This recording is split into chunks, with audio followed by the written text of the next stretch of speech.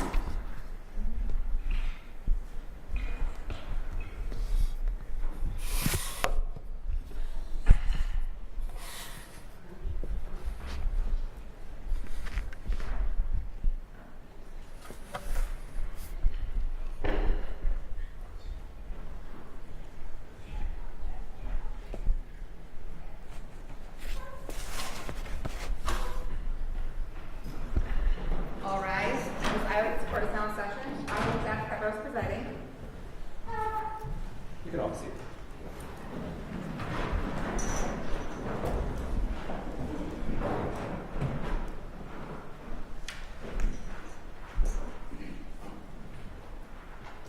Okay, so we are here in FECR 153509, State of Iowa versus Logan William Michael Kimpton.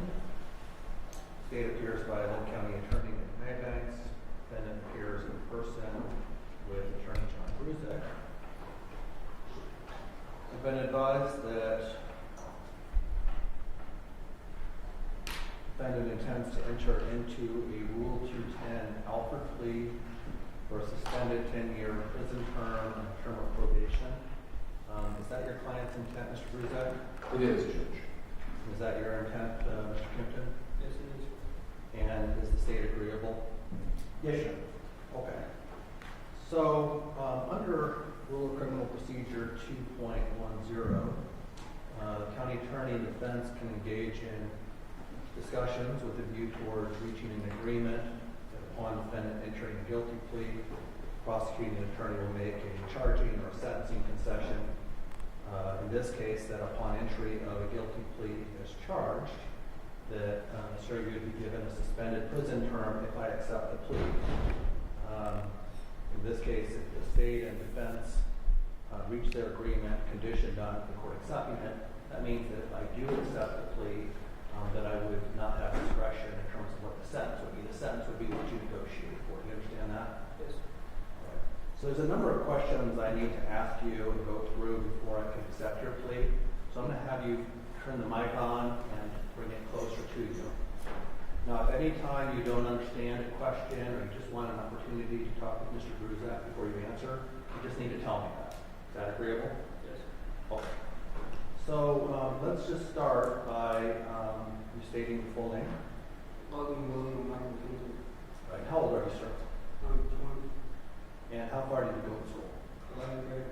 All right. Now, do you understand English? Can you write, read, understand English? Yes. Now, do you currently suffer from any mental illness that you think might affect your ability to understand the proceeding today? I got a mild intellectual disability. Okay. And is No. okay. I mean, it's okay. The point of my question is simply to make sure that you're in a state of mind and have an ability to understand. So, if with whatever issues you have, if you need a longer time to respond, or you want to pause to talk to Mr. Bruzak, or anything like that, you need to let me know that. Right. Okay. Are you currently under the influence of any medications, drugs, alcohol, or other intoxicants? No. And do you know of any other reason why you may not understand the proceeding today? No. Now, are you currently on probation or parole in this or any other jurisdiction? No. Now, you're not required to disclose your immigration or citizenship status, but I am required to advise all people pleading guilty that a criminal conviction, deferred judgment, or suspended sentence could affect your status under the federal immigration laws. In your situation, are you in fact an American citizen? Yes. Now, do you understand that as a result of your guilty plea, you may be deprived of the right to vote, the right to serve on a jury, the right to hold public office, the right to possess firearms or ammunition, and that could result in denial of certain federal or state benefits? Yes. And do you understand that under Section 814.61A, that when a person pleads guilty in Iowa, there's no automatic right to appeal that plea of guilty? Do you understand that? Yes. And so in that situation, if there was something that you wanted to appeal despite pleading guilty, you'd be filing an application for permission to appeal, but there's no guarantee that that would be granted. Do you understand that? Yes. All right. So in this matter,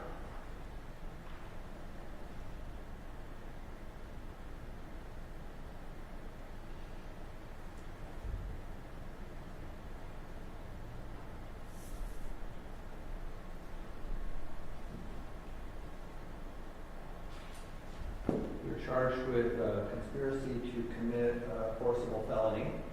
That's the singular count that you've been charged with in this matter. If this case were to proceed to trial, the state would have to prove by competent evidence, beyond reasonable doubt, to the satisfaction of a unanimous 12-person jury, that on or about February 17th, 2024, you were in Lynn County. At that time, you agreed with another that one or more of you would commit offense, or solicit another to commit the offense, or attempt to commit the offense. They'd have to prove that you entered into that agreement with the intent to promote or facilitate the offense. They'd have to prove that you or another of your alleged co-conspirators committed what we call an overt act. And they'd have to prove that the offense at issue in this case is conspiracy to commit forcible felony, meaning the offense that you conspire to commit is a forcible felony. In this case, murder or kidnapping. And then finally, that the alleged co-conspirators were not law enforcement agents investigating the offense or assisting law enforcement agents in investigating when the conspiracy began. And I mentioned in that an overt act. An overt act is any act indicating a person's intent to accomplish the offense. That overt act itself does not have to be a criminal offense. Okay. The other thing I would want you to understand is that with regard to the agreement reached for purposes of this offense, the state has to prove that the defendant and the alleged co-conspirator came to a mutual understanding that the offense would be attempted or committed. That agreement can be oral or written, it can be informal or formal, and it need not be detailed, and it could be proven by direct or circumstantial evidence of a person's words, actions, or gestures. Does the state believe I've accurately stated the elements of the offense? Yes, Your Honor. And Mr. Bruzak, you agree? I do. And I didn't say it earlier, sir, but the code section that you're charged under is section 706.1E, 706.3.1. Do you have any questions about any of the elements that I've just spelled out? No.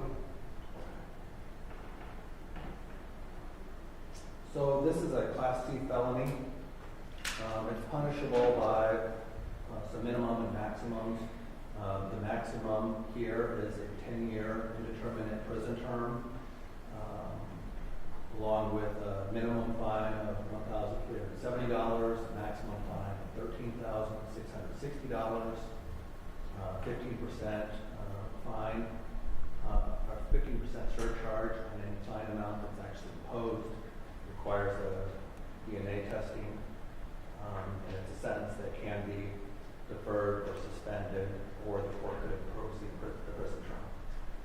Do you understand those minimums and maximums? Yes. Does the state believe I've accurately listed them? Yes, Your Honor. Is it defense, Mr. Bruzak? As a consequence of pleading guilty, you could be ordered to make restitution to any victims of your offense. Do you understand that? Yes. You would also be required to repay any court-appointed attorney's fees, or court costs, or surcharges. The law presumes that you have the ability to pay those. If you believe you did not have the ability to pay, then you can file an application for the court to determine that, and the court can make a determination of what your reasonable ability to pay those items are. Now, what we're talking about there are just the surcharges, the court costs, those kinds of things, court-appointed attorney's fees. This would not be related to any fine amount or any regular victim restitution. Okay. But if you don't file that application and make that request, then the law presumes that you have that ability to pay. You understand that? Yes. So there's a number of rights that you'd be giving up by pleading guilty that I want you to understand. The first right you have is the right to persist in your plea of guilty, not guilty, and proceed to trial. You also have the right to be represented at every stage of the case by an attorney. If you couldn't afford an attorney, then a king would be appointed for you to represent you. You have the right to a speedy public trial before a jury of 12 randomly selected members of the community. And if you went to trial, you and your attorney would help select the jury. The jury's decision would have to be unanimous. Now, you're presumed innocent at this point, and that presumption stays with you unless and until the state convinces the jury of your guilt beyond a reasonable doubt. Obviously, by pleading guilty, you'd be giving up your presumption of innocence. You have the right to confront witnesses in open court. This means that any witnesses presented by the state would have to appear at your trial, testify in your presence, and be subject to cross-examination and questioning by your attorney. You would also have the right, but would not be required, to present evidence in your own defense. That could include your own testimony. And in presenting your defense, you have the right to compulsory process of witnesses to ensure their attendance at trial. That just means that if there's someone that you felt needed to testify at your trial, you could compel them to testify even if they didn't want to. Okay? And finally, you have the right to remain silent and not testify. And if you invoke that right at the time of trial, the jury would be specifically told that they're not permitted to hold that against you in any way. So you understand that by pleading guilty today, you'd be giving up all of the rights that I've just listed. Yes. Okay. Now, I've been advised by your attorney in the plea notice that's been filed that you intend to enter this plea today under the provisions of the case of North Carolina versus Alford. Is that correct, Mr. Bruzak? It is, Judge. All right. So, Mr. Kimpton, an Alford plea is a guilty plea in which a defendant does not admit guilt but agrees that the state's evidence is strong enough that there is a substantial likelihood that the defendant will be convicted, but that the defendant wishes to nonetheless proceed to plead guilty despite not making those admissions of guilt in order to get some benefit in the plea offer that's been made with the state, which could be a concession in terms of what you're allowed to plead guilty to, or could be a concession in terms of the sentence to be imposed by the court. First of all, I know it's been a while that you've been in custody, but during that time, have you read the trial information and the minutes of testimony in this case? Yes. And have you been provided other discovery, such as police reports, documents, videos, transcripts of other proceedings, those kinds of things? Yes. And do you believe it's in your best interest to enter this plea of guilty here today? Yes. And do you believe that you have more to gain by pleading guilty than by going to trial? Yes. Do you believe, while you are not admitting guilt, do you believe that there's strong evidence of your actual guilt based on the documents that you've been able to review? Yes. And do you wish to take advantage of the plea bargain in this case? Yes. And do you agree that if the state's witnesses and evidence were presented to a jury, that there is at least a substantial likelihood that you would be convicted? Yes.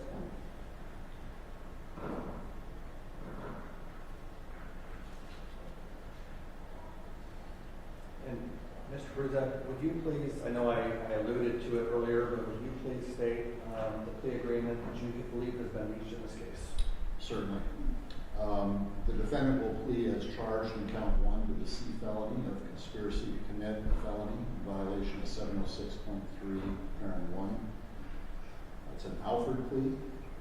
He will receive a 10-year prison sentence, suspended, credit for any time previously served, and 3 years probation. We would also be doing this under Rule 210. And Mr. Maybanks, has Mr. Bruzak accurately stated the agreement reached with the state? Yes, Your Honor, but I do need to add, I believe, since we reached the agreement that was provided notice that Mr. Kimpton is also agreeable to proceed with the sentencing today, waive all rights attendant to that. And just as a matter of semantics, the charge is conspiracy to commit forcible felony. Thank you. We all understand that. And so, Mr. Kimpton, I need to ask you, you heard Mr. Bruzak explain the plea agreement that he believes we reached with the state, for the state to say that they agreed that that was stated accurately. But you're the one that matters here in terms of agreement. Is that your understanding of the agreement you reached with the state?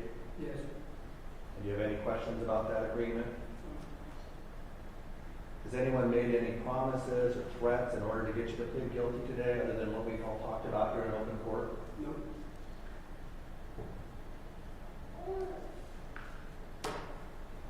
And as I mentioned before, do you understand that if I accept your plea, that I would be bound to sentence you according to the plea agreement or something better? Yes.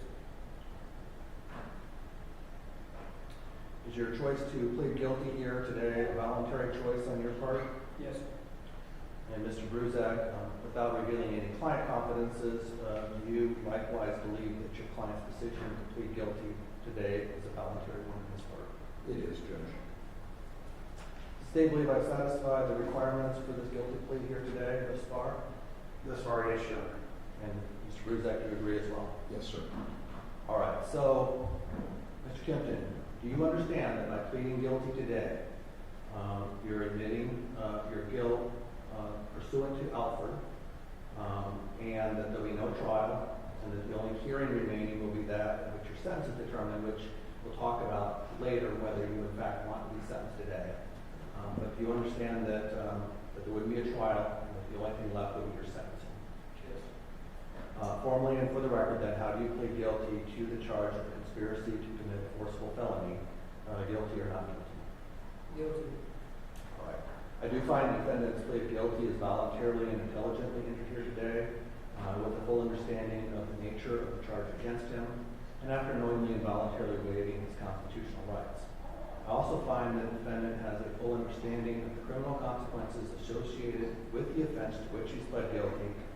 And finally, I find that an adequate factual basis exists to support the plea of guilty to the charge. I have decided to accept defendant's Rule 210 guilty plea and bind myself to the agreements reached between the state and the defendant. In doing so, I just want to state for the record that I've considered that defendant has been in custody awaiting trial for this offense for nearly 2 years.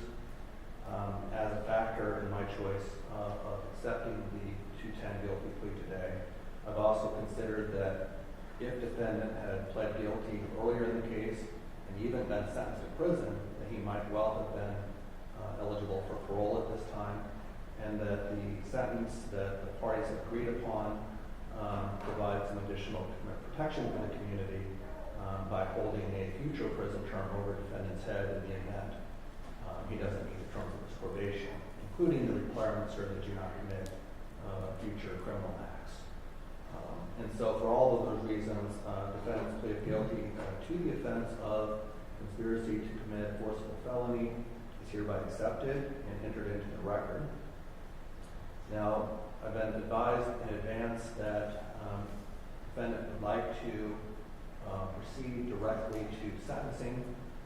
Before I can allow you to do that, there are some additional rights I want to go over with you, Mr. Kimpton, to ensure that that's in fact what you want to do. Okay? So one right you have is the right to file a motion and arrest of judgment. Normally you would have the right to file that no later than 45 days from today and no less than 5 days before your sentencing. And the purpose of a motion of arrest of judgment is for you to raise any defects in the plea proceeding, mistakes you might believe that I made in taking a guilty plea today. If you proceed immediately to sentencing, then obviously you won't have the right to file a motion and arrest of judgment. Do you understand that? Yes. And do you wish to waive that right to file a motion and arrest of judgment? Yes. All right. Another right you have is the right to have a pre-sentence investigation report prepared prior to sentencing, submitted to the court for the court's consideration. You have the right to participate in that investigation and a right to note any corrections or additions to the report that you think are necessary. Now here, if we proceed immediately to sentencing, you will still be ordered to go through a investigation process, but I would not have the benefit of having that at the time that I sentence you. That said, I also won't have the right to sentence you to something differently than what you have negotiated for. Okay. But do you waive the right for the court to receive a pre-sentence report prior to sentencing? Yes. And finally, you have the right to have a 15-day delay between when you enter your plea and when I sentence you. Obviously, if we go forward today, you have to waive the right to that 15-day delay. Is that a delay that you are comfortable waiving? Yes. And is it your request today that you be sentenced immediately? Yes. All right, I do accept all those waivers, and this was something that the court had pre-warning of, and so I know that notification was provided to anyone that would want to be here and review this, be present today for sentencing. So I will go ahead and proceed to immediate sentencing.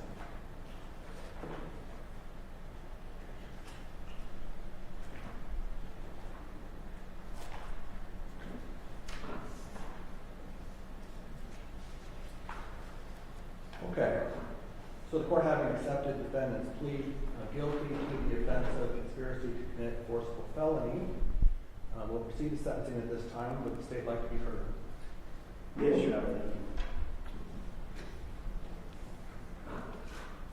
Your Honor, the family of Melody Hoffman comes here today to this sentencing hearing with heavy hearts. They've had to endure 2 graphic and harrowing trials already for the events that transpired in this case. And they've had to relive the nightmare of losing their daughter, Melody. Both men who took her life, Henry Leesma and Dakota Van Patten, are now serving prison sentences for the rest of their lives. They are in support of the reasons for this guilty plea and sentence for all of the reasons that the court has already articulately and concisely set forth in the plea proceedings. With this agreement, as the court states, we're holding Mr. Kimpton accountable. He served nearly 2 years in custody and now will be accountable to a probation officer, as well as provide the opportunity to rehabilitate and set his life straight, which will potentially benefit the community. We believe that it might actually be harder than spending a few more months in prison. So balancing all these factors, Your Honor, we believe that this is a suitable and appropriate resolution for this case, so the community can have finality with it and move on from this tragedy, that this family doesn't have to relive this nightmare one more time. This long journey of justice now concludes in a guilty plea with the third conspirator, which I believe is an appropriate way for this side to end. We ask the court follow the plea agreement and impose the sentence that was previously discussed in these proceedings under our Rule 210. Thank you, Mr. Maybex. Ruzak, would the defendant like to be heard in sentencing? I would like to be heard, Judge. Go ahead. Judge, we would ask you to follow the plea. Thank you. We'd ask you to follow the plea agreement with the 210. Mr. Kimpton would like to express his heartfelt grief to the family. He understands that there had been 2 trials. We didn't have anything to do with those. We understand the hardship they've gone through. We're here today to plead this out and have Mr. Kimpton held accountable for the things that he did do. So we ask you to follow the plea agreement. Thank you, Mr. Ruzak. So, Mr. Kimpton, now is the time of the hearing when you can address the court. You can tell me anything you want me to know. By the same token, you're not required to say anything. Is there anything you'd like to say to me? No. Okay. Are there any victim impact statements? Yes, Your Honor. We'll have 2 victim impact statements again by Melody Hoffman's parents first, her father T.J. Hoffman, and then followed by her mother Meg Hoffman. All right, you can go ahead and have your first person come forward. Okay, thank you.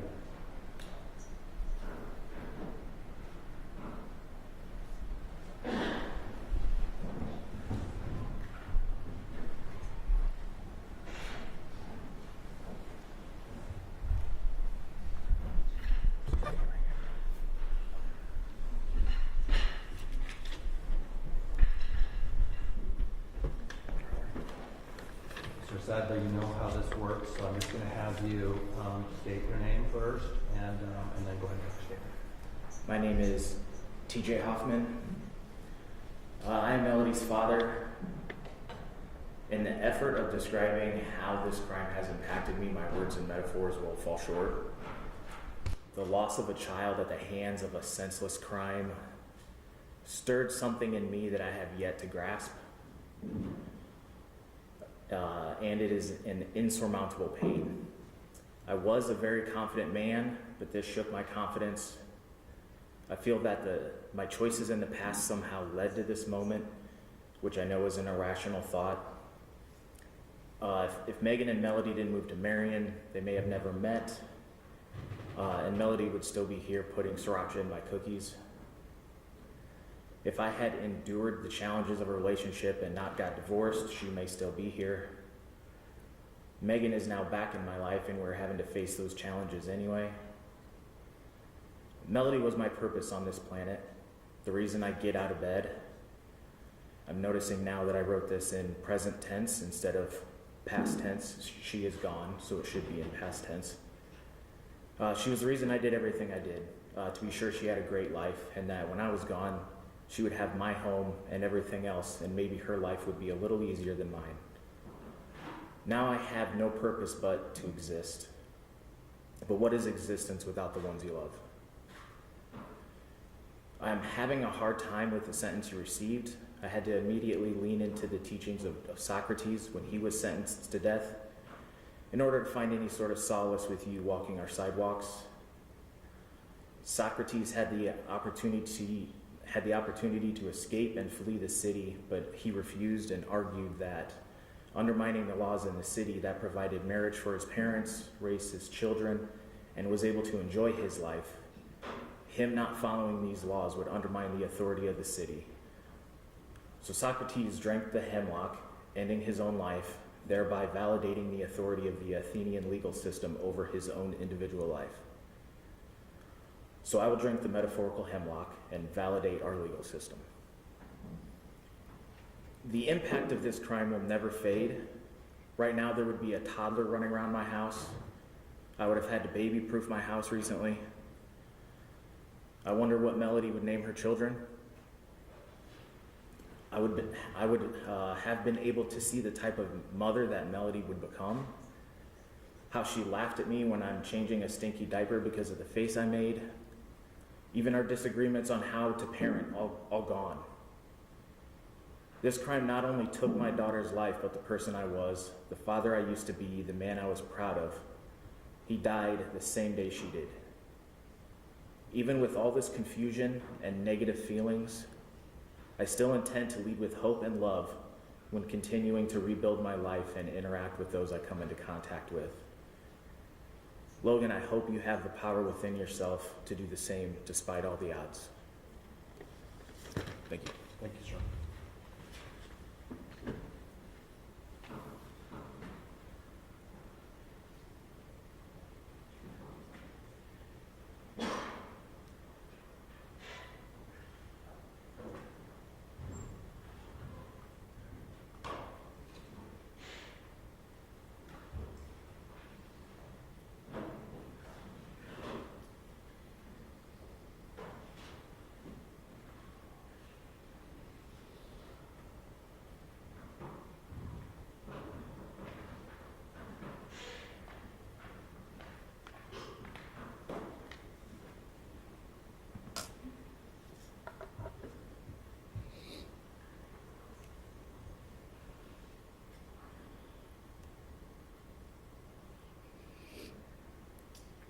Once you're ready, if you just start with your name for the record, go ahead and read your statement.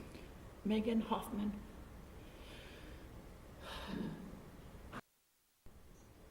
I know what Melody would want me to forgive you, but I'm not sure that'll ever happen. And if it does, it's only for her and not for you. You could have been the hero in this story, but you didn't choose to do that. You could have stopped it. You had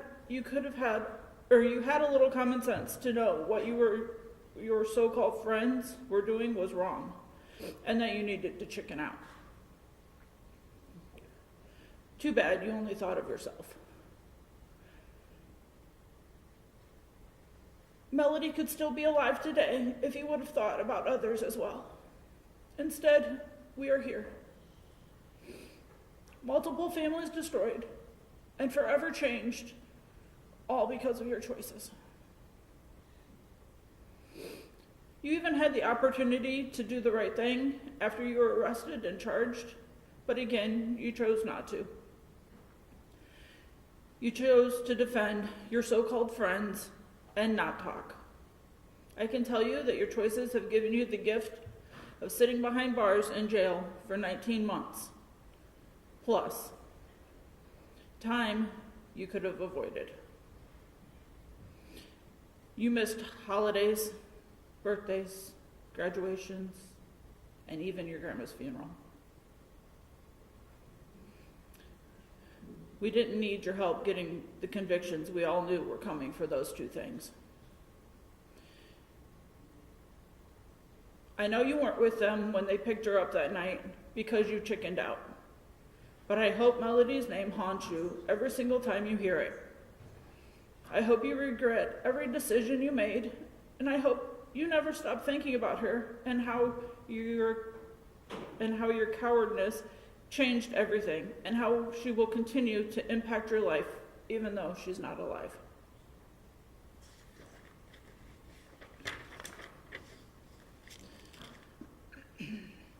You may not be behind bars anymore, but you will still have to answer to someone for the next few years. And knowing that, with one misstep, you will have a one-way ticket to prison, can't be easy to live with. Not to mention the burden you will carry with you for the rest of your life, having charges on your record. Every job application, every background search, every Google search will reveal them. This is your second chance, the one Melody didn't get. Get a better group of friends. Do something useful. It's time to become a productive member of this society and community. It's time to do the right things and to make the right choices. Because if you don't, you'll be sitting behind bars for a lot longer than 21 months. You'll be gone for years. And while you're out there walking free, remember this. Melody isn't.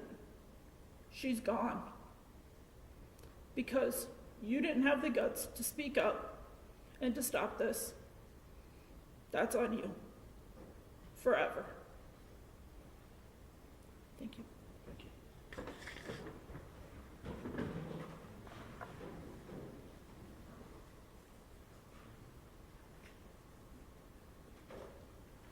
Mr. Kimpton, I told you before I was accepting the Rule 210 plea, and I did that. I'll tell you, it's a hard thing sometimes for a judge to do that, just like it's a hard thing for everyone in the process to agree to that type of arrangement. Hard for a judge because the judge doesn't get to choose then about what should happen. Okay? And instead, I get to defer to both of you. That said, I think the agreement you've reached actually makes a lot of sense. Mostly because, as I said before, had you pled guilty before and gone to prison, you might already be paroled. This provides some additional protection for the community because, frankly, you're going to have quite a bit of responsibility with your probation officer to do the things that person told you to do. And I guarantee that sometimes you won't feel like it. That it may be annoying, might be something that you feel is not necessary, but it's a condition of your probation. And the reality is if you don't follow those directions, you can be held in contempt, or you could be revoked and then have to go to prison anyway. And so that's what provides that protection, is that there's that additional something hanging over your head to have you push to make the better choices. I honestly couldn't state it better than the two victim impact statements we heard in terms of the struggle in terms of, first of all, making peace with this type of plea, but also, frankly, wanting you to learn from it, because no matter what the sentence would have been today, you're a young man, so you're going to be out in the community at some point regardless. And the question is, what is the best way to have you be able to be successful, not victimizing anyone else? And I frankly think that Ms. Hoffman had it right there when she says, choose better friends. Choose better people to associate with. Develop your own moral compass. When you know something is wrong, follow through with what's right, rather than doing what you frankly did in this offense. I have mixed feelings about this plea, as I think probably the state does, and certainly the family does. But I think it actually does a good job of holding you responsible, while also understanding that, you're going to have 3 years of probation where you really have to do the right things. Because if you don't, you're going to go right to prison anyway. And sometimes that additional incentive is what kind of can make for some additional protection for the community, and to encourage you when faced with choices, who I'm going to associate with, what I'm going to do, how I'm going to work, what kind of responsibility I'm going to have, that you make the right choice. Not only because you should do that anyway, but because if you don't, really bad things can happen to you, and likely would happen to you. So, at this time, defendant is adjudicated to be guilty of the offense of conspiracy to commit forcible felony in violation of Idaho Code Section 706.1b and 706.31, and judgment is entered accordingly. As a sanction for the offense, defendant is sentenced to be confined for an indeterminate term not to exceed 10 years, and is further ordered to pay a fine in the amount of $1,370, together with applicable costs and surcharges. Defendant will be given credit for all qualifying time previously served, and terms of defendant's incarceration could be reduced or may be reduced because of good time, work credits, program credits. The defendant may be eligible for parole before the sentence is discharged. The sentence to confinement is suspended. Defendant is placed on probation to the 6th Judicial District Department of Correctional Services for a period of 3 years. Upon such terms and conditions as may be imposed upon him by the personnel of that agency. Those conditions include, but are not limited to, most importantly, defendant not committing new law violations. Second, defendant meeting any and all financial obligations associated with the sentence, including victim restitution if applicable. Defendant is also placed on the intermediate sanctions continuum pursuant to section 901B.1. The department shall evaluate the defendant's risk of public safety and determine the appropriate level of supervision or sanction, which could include future correctional residential facility placement. Defendant shall follow his probation officer's directives, including all evaluation and treatment recommendations, and any directives given by the department shall be deemed as additional conditions of probation. So I really want to highlight that last part. In addition to not committing law violations, the probation officer is going to have a series of rules and expectations for you. Those are all part of your probation. And so if you don't follow those directions, that can result in your probation being revoked or you being held in contempt and being given a jail sentence. Defendant is further ordered to pay the enrollment fee required by section 905.14 at the rate established by the department. And defendant is taxed with all applicable costs and surcharges associated with the case. Mr. Bruzak, is your client intending to file an application for determination of ability to pay category B restitution? He does, Judge. We have filled it out. I have it ready to file. All right. And Mr. Maybanks, is it agreeable to the state if I make that determination based on the written filing, or would you like to have the ability to object and request a hearing? We are agreeable to the court making that determination without hearing. Okay. And so, sir, what that means is that it sounds like you've completed the application, your attorney will file it. I'll then make that determination. I'll either grant it, in which case there won't be a hearing, or if I decided it shouldn't be granted for some reason, at that point I would set a hearing so that you would have an opportunity to be heard on it. Defendant's prior bail provisions are exonerated. Appeal bond is set in the amount of $10,000. In determining the sentence, I've considered the nature and circumstances of the offense, history and characteristics of the defendant, including defendant's age and prior criminal record to the extent known by the court. Consider the recommendations of both counsel, the statements from the victim impact statements, and mostly I consider that this is a Rule 210 plea, and that therefore my sentence is restricted to the agreement that you folks have reached. And I do find the sentence imposed will offer defendant the maximum opportunity for rehabilitation as well as protection of the community. So, Mr. Kimpton, you do have some appeal rights, the right to appeal this case to the Iowa Supreme Court. If you're unable to pay the cost of an appeal, you can apply to the court for appointment of counsel, for furnishing of a transcript of proceedings. In order to appeal, you would need to file a written notice of appeal with the clerk of court here in Lynn County. You have to do that within 30 days of today's date. This is a jurisdictional requirement. That means that if you don't make that appeal request, file your notice of appeal within 30 days, you would be forever giving up your right to appeal. In addition, if you do attempt to appeal, you would need to cause to be served on or delivered to the Iowa Attorney General a copy of the notice of appeal. Now, as we discussed earlier, under section 814.6 sub 1, that provides that the right of appeal granted to a defendant from a final judgment of sentence does not apply to a conviction where a defendant has pled guilty as you have.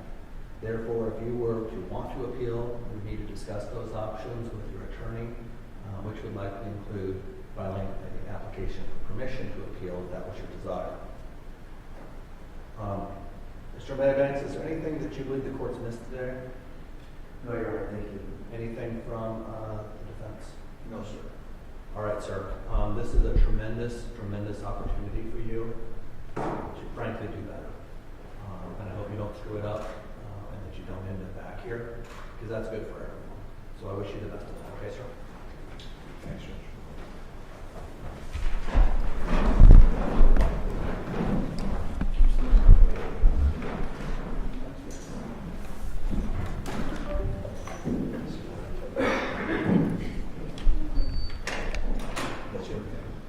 Just stand up.